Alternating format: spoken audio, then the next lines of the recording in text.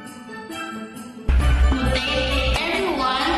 Today, I want to share about growing thankful at home and in school.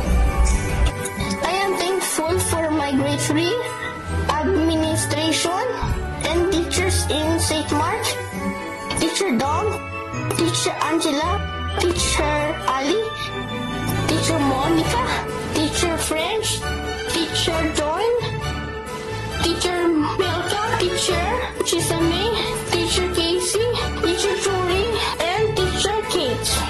Thank you for helping me learn and grow every day. I am thankful for my Daddy Jed and Mama Rhea for loving me and taking care of me.